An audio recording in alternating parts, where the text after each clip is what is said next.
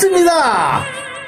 푸덕이상 경매 64번째 방송. 야, 벌써 60이 넘었네. 환갑이 넘었어.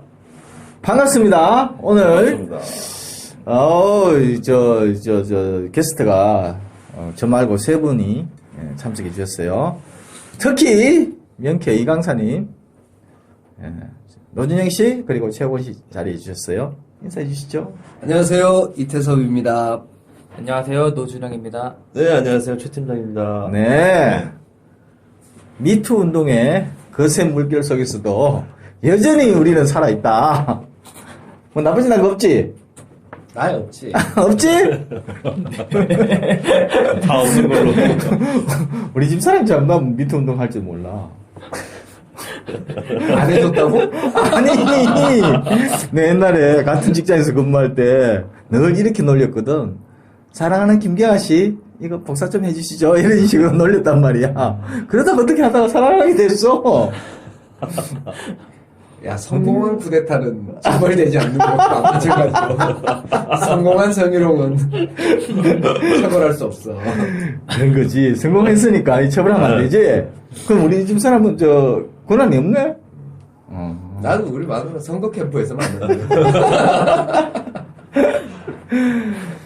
자, 오늘도 건재한 남자 4명이서 54번째 방송을 진행하고자 합니다. 일단 방송을 좀 나눠서 했으면 좋겠어. 대의변제 투자에 대해서도 얘기를 해야 되지만 우리 그동안 명쾌 이강사님이 너무 바쁘셨어. 이 질문들이 지금 쌓여있어. 막. 채곡채곡 쌓여있어. 그래서 일단 이 AS를 해주는 시간을 64번째 방송은 쌓여있는 질문들에 답변해주는 시간을 갖고 65회 방송을 따로 녹음을 해서 대의변제에 대한 저번 시간에 우리가 대의변제에 대해서 이 법적인 개념하고 조금 오류가 있었어요. 그래서 그 부분을 다시 한번 짚고 했으면 합니다. 먼저 이 강사님, 이 질문들이 이렇게 많이 쌓인 동안 너무 이게 AS도 안 해주고 너무 하시는 거 아닌가? 죄송합니다. 제가 답변을 달기에는 너무 한계가 있는 것들이 있어요. 일일이 법전을 다 뒤져봐야 되고 뭐 이런 게 있으니까. 저도 이제 지식이 일천했어. 우리 명쾌 이강사님이 검증된 명쾌 이강사님이 답변을 해주는 걸로. 가장 최근의 질문부터 되짚어서 할까요? 네. 이분의 질문이 뭐죠? 그 인목 등기 관련해 가지고 과연 이게 등기가 가능하냐? 우리 카페 제왕님인가? 그분이 이걸 입찰을 들어간다 만다 어쩌다 해서 그래서 이제 이거 자기가 입찰 들어가는 물건을 갖다 우리가 사건 번호까지 공개해서 할 수는 없었어요. 근데 이게 제가 오늘 확인해 보니까 이미 낙찰이 되었어. 그럼 이제 사건 번호 불러줘도 되잖아요. 그죠? 이미 낙찰이 되었으니까. 경기도 이천시 율면 월포리 25-1번지에 있는 지목상 전이에요. 1851제곱미터. 지목상 전인데, 쟁점이 뭐냐면, 뭐, 감정가 이런 건 중요하지 않고, 감정가 얘기해 드릴까? 감정가가 6,663만원. 그래서 얼마까지 떨어졌냐면 35%까지 떨어졌어요. 2,665만원까지 떨어졌어요. 예. 근데 이제 여기에 뭐가 있느냐? 수목이 있단 말이죠. 그래서 이 수목을 어떻게 처리해야 될지. 그래서 이분이 낙찰을 받았는지는 지금 확인할 수는 없어요. 그래서 어쨌든 낙찰을 받은 낙찰자가 이 수목을 처리하는 과정에서 과연 어떻게 소유가 내 소유인지 인목 등기가 되어 있으면 매각에서 포함되어 있다 하더라도 혹시나 소유권을 잃어버리는 건 아닌지 뭐 그런 여러 가지 등등의 질문인 것 같은데 우선은 이제 그 수목은 토지에 부합되는 게 원칙이에요. 원칙은 원칙은 토지에 부합되니까. 그러면 원칙은 낙찰자 거다. 그렇죠. 경매 목적물로 평가가 됐든 안 됐든 원칙적으로 낙찰자가 취득한다. 이게 오케이. 원칙이에요. 예. 다만 이 수목이 가령 임차인이 식재한 수목이다. 그럼 이제 권원에 의한 부속물이 돼요. 권원에 의한 부속물이 되면 독립성이 유지가 될 수가 있습니다. 독립성이 유지가 될 수 있고, 그 다음에 토지 소유자가 수목을 식재했다 하더라도 명인 방법을 갖추고 있으면은 또 독립한 물건으로 취급을 해서 경매 목적물에 이제 포함이 되지 않습니다. 혹은 임목법에 따라서 임목 등기를 해놨을 때에도 역시 이제 독립물로 평가가 되기 때문에 이제 그럴 때에는 이제 이른바 수목 유지를 위한 법정지상권이 발생해 버립니다. 그래서 이제 그런 이제 문제들이 있으니까 순차적으로 확인을 해봐야 돼요. 이 수목은 누가 식재한 것인지, 그 다음에 임목 등기가 있는지, 그 다음에 그 명인 방법이 있는지 이렇게 순차적으로 확인을 해서 수목을 취득할 수 있는지 여부를 판단하면 돼요. 요게 이제 그런 방법으로 가면 되고, 그 다음에 또 여기 이제 질문에 보면은 분묘가 이제 설치가 되어져 있다. 근데 황주 이시 분묘가 이제 9기가 소재를 하고 있고, 그 다음에, 이게 5기가 이제 소재를 한다. 그래서 이제 분묘 기지권이 인정이 되느냐라는 건데, 분묘 기지권도 인정이 될 것 같아요, 이거는. 이게 토지 소유자가 설치해 놓은 분묘. 이게 이제 분묘 소유자가 이제 토지 소유자가 된다라고 하면, 그러면 이제 그 토지만 매각이 되는 것이기 때문에, 분묘 기지 부분에 대한 사용권, 이게 이제 아마 인정이 될 것으로 보입니다. 그러면 이제 분묘기지권이 이렇게 동일인 소유에 속하던 토지와 분묘 중에서 토지의 소유자가 바뀌었을 때 관습상 법정상권처럼 분묘기지권이 인정이 됐는데 이때 유상이에요, 유상. 그래서 이제 지료는 청구할 수가 있습니다. 근데 지료라고 해봐야 얼마 되지도 않기 때문에 의미가 없죠. 그래, 사용을 못한다 이렇게 이제 보시면 되겠죠. 지목상 임이고 해서 지료를 보고 들어가는 실익은 없겠다. 그렇죠. 이건 실익은 거의 없다고 봐야지. 잘못하면은 이제 1년에 뭐 1년에 뭐 2만 원 뭐 이렇게 될 수가 있어.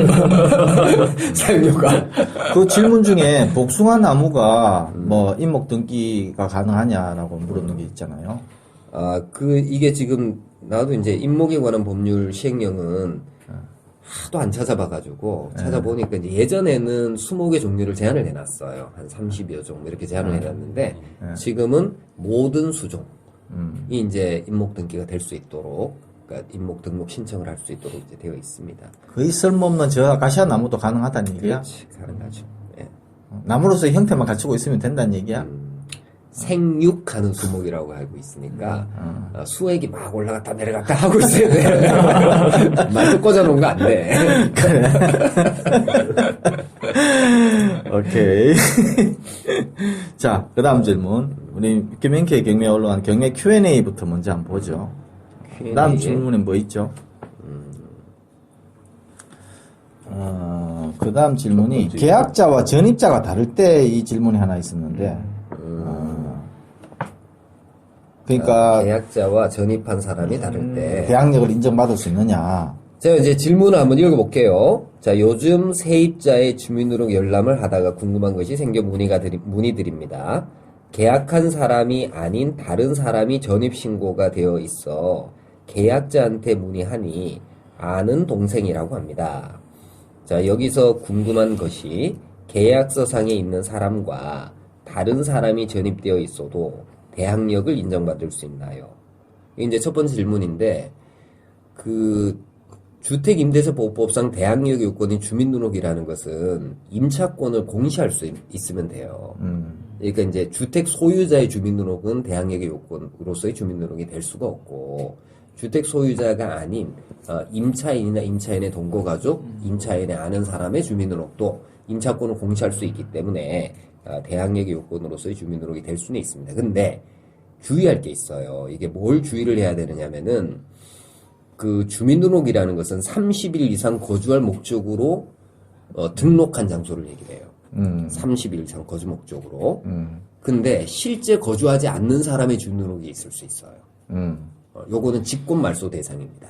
그러니까 직권 말소 대상이 되는 주민등록이라면은 대항력의 요건을 구비하지 못한다. 그런 얘기예요. 이렇게 이제 아무나 주민등록이 있다고 해서 다 대항력의 요건을 구비했다 이렇게 볼 수는 없고 직권 말소의 대상이 되는 주민등록이라면 대항력의 요건을 구비하지 못했다. 우리 민법에는 이런 규정은 없고 어디 주민등록법 뭐 이런 데 규정이 돼 있나? 주민등록법에는 이제 주민등록을 그런 식으로 규정을 해놓고 있어요. 주민등록을 할 수 있는 경우가 어떤 경우다 이렇게 규정을 하고 있고 민법에 규정되어 있는 걸 얘기하고 있는 거예요 지금? 주민등록법에 아. 주민등록법에는 30일 이상 거주할 목적으로 등록한 장소가 주민등록이다 이렇게 돼 있고 그 다음에 이제 우리 판례가 그 대항력의 요건으로서의 주민등록은 실제 거주자의 주민등록이 있어야 돼요. 실제 거주자.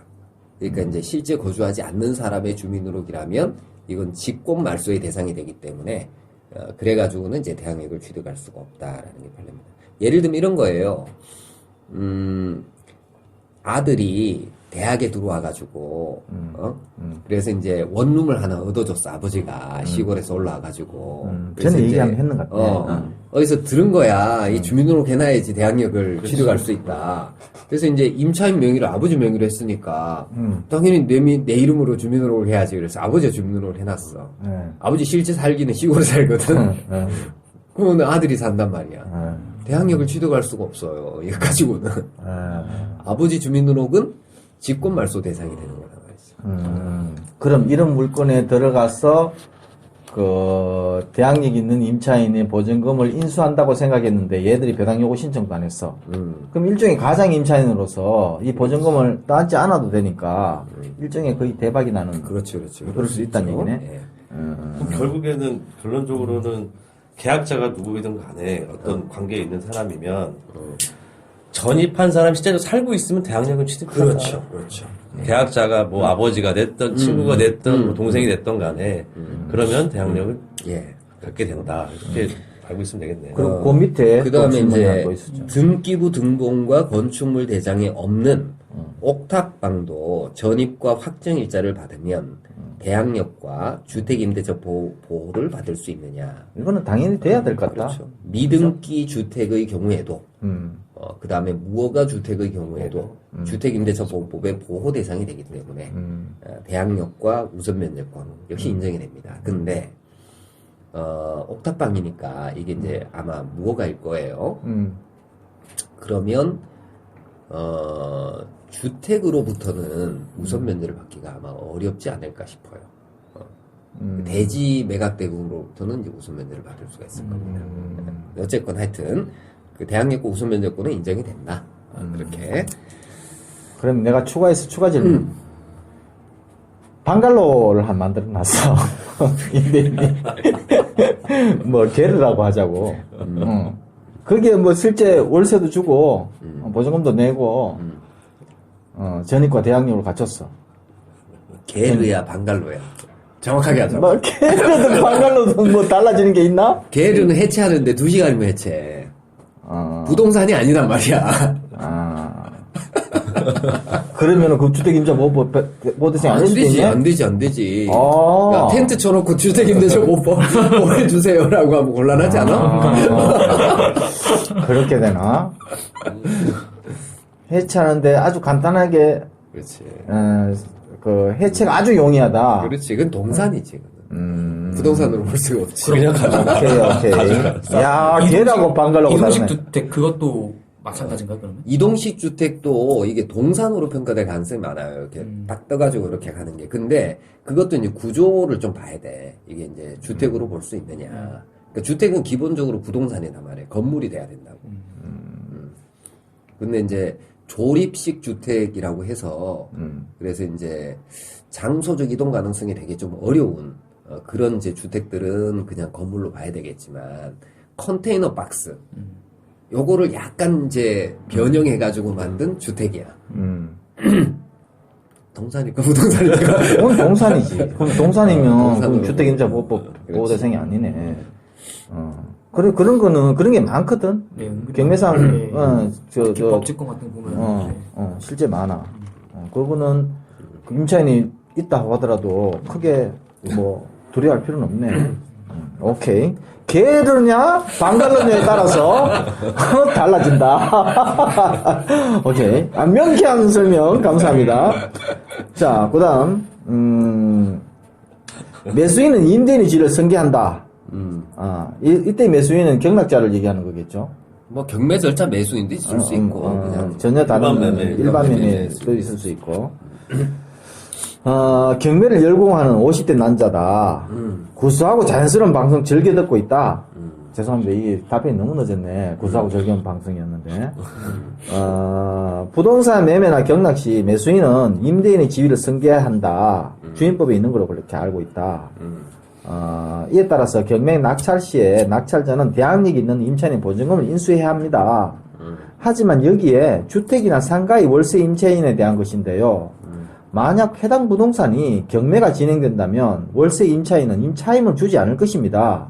경매가 진행되는 동안 최소 6개월의 기간 이상의 차임을 안 내는 것이겠지요.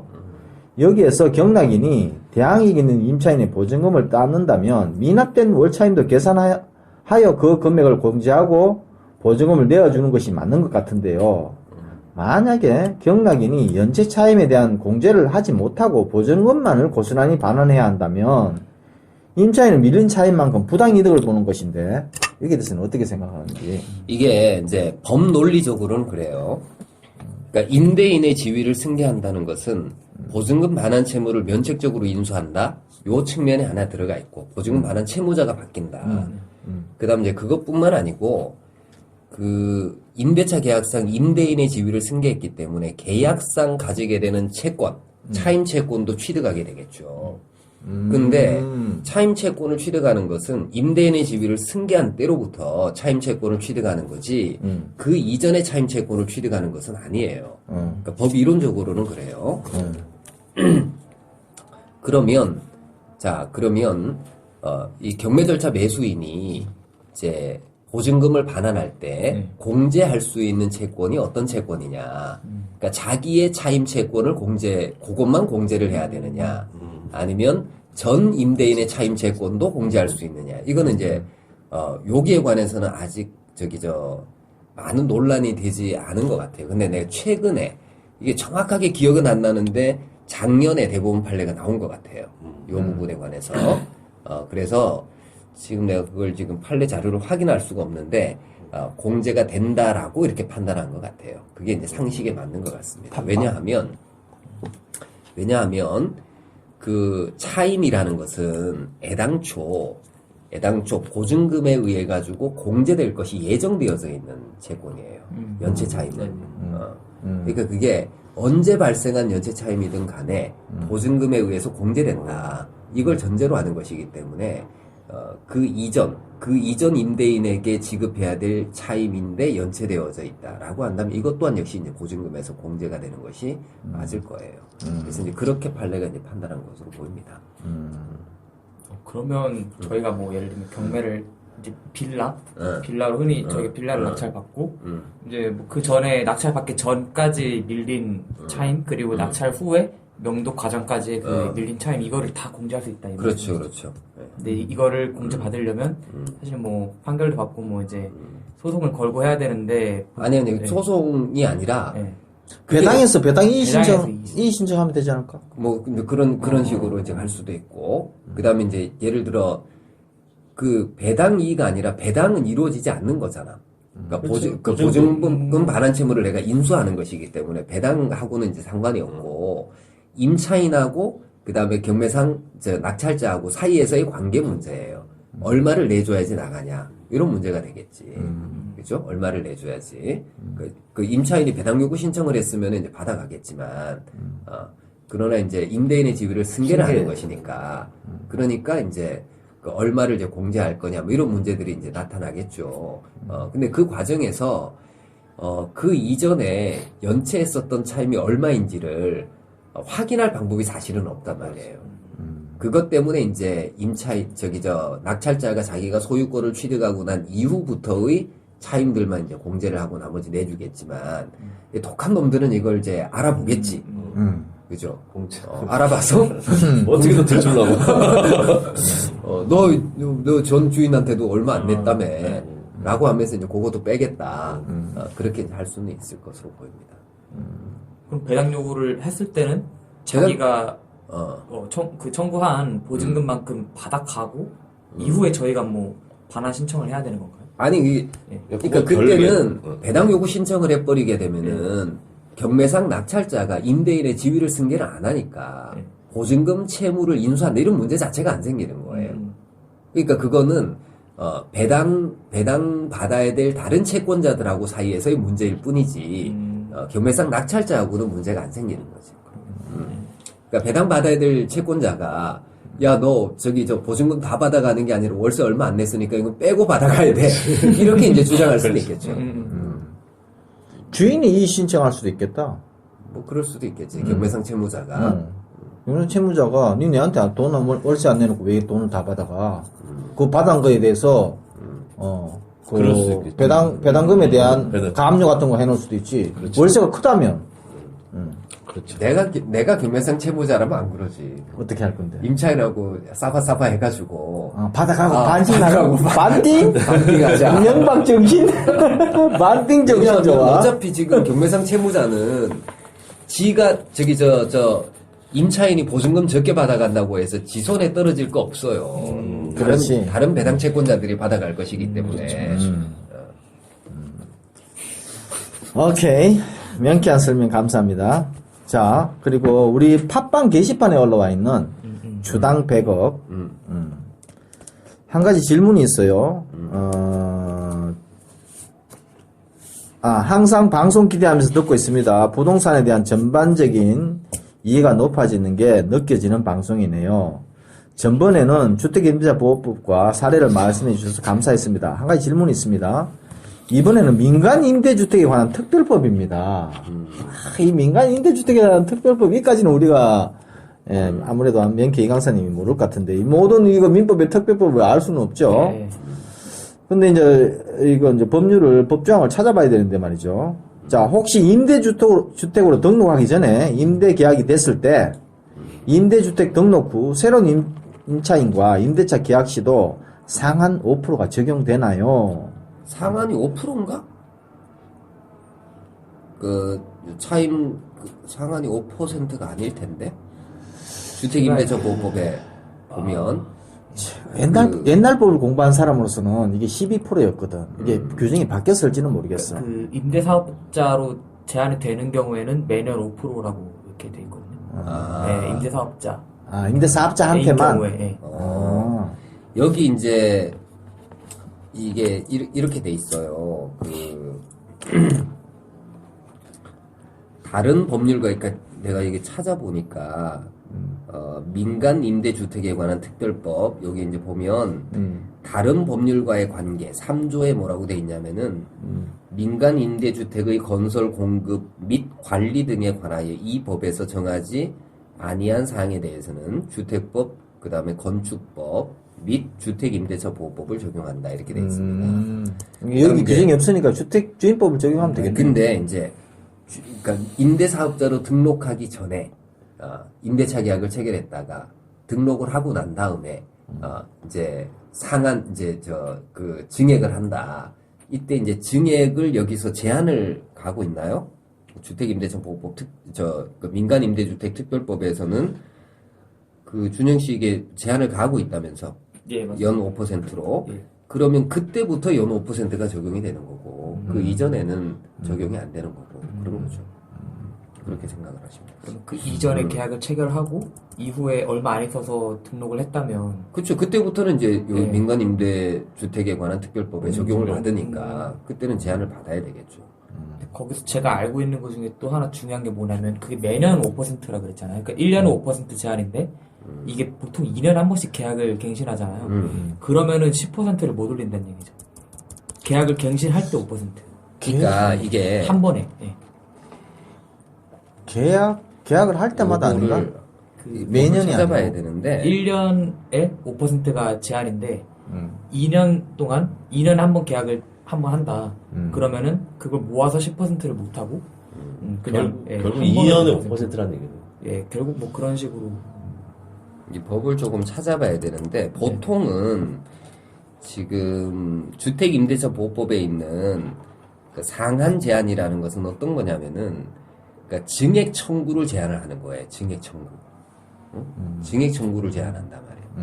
증액 청구는 어떤 식으로 제한을 하는 거냐면은 임대 기간 중에 경제 사정의 변동 등으로 임료가 타당하지 않게 되었을 때 증액을 일방적으로 청구하는 것을 제한한단 말이야. 그러니까 1년에 한 번. 그 다음에 이 보증금액의 5% 이내에서 이제 그 증액 청구를 할 수 있도록 한단 말이에요. 임차인의 감액 청구는 없나? 그러니까 감액 청구도 있고 감액 청구는 제한이 없고 증액 청구만 제한을 하고 있는데 재계약을 할 때에 이게 제한이 되느냐. 주택임대차보호법에서는 재계약할 때는 제한하지 않아요. 협의를 통해 가지고 증액을 할 때는 제한 안 하고 일방적으로 증액 청구를 할 때만 제한을 가하고 있단 말이야. 아마 그 내용이 이 안에 들어가 있을 거예요. 그러니까 재계약 시까지 이제 제한이 되느냐. 이거는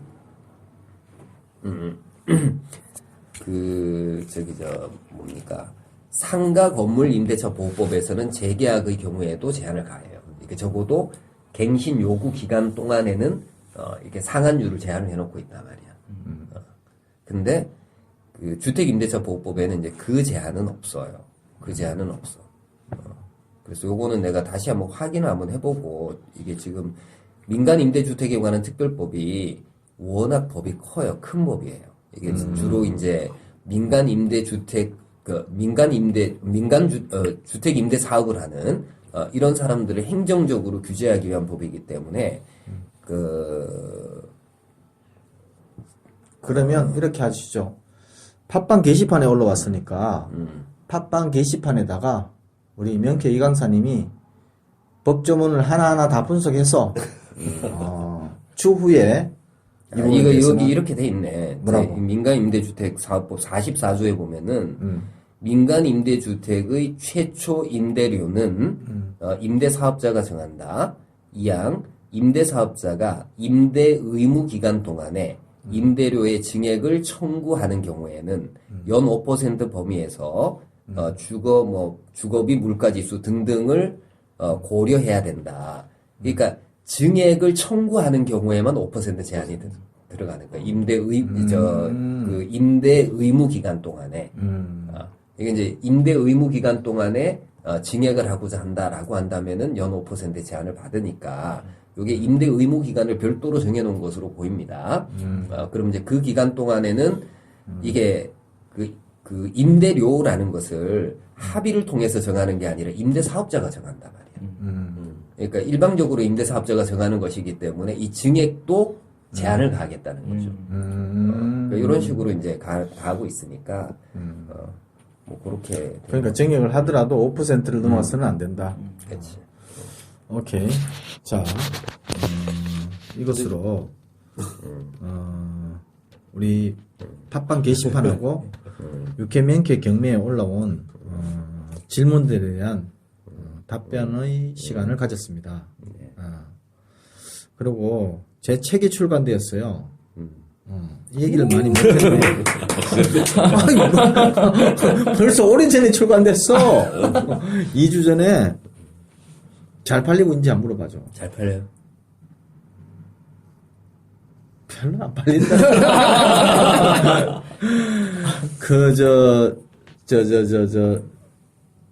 레미제라블을 쓴, 빅토르 위고.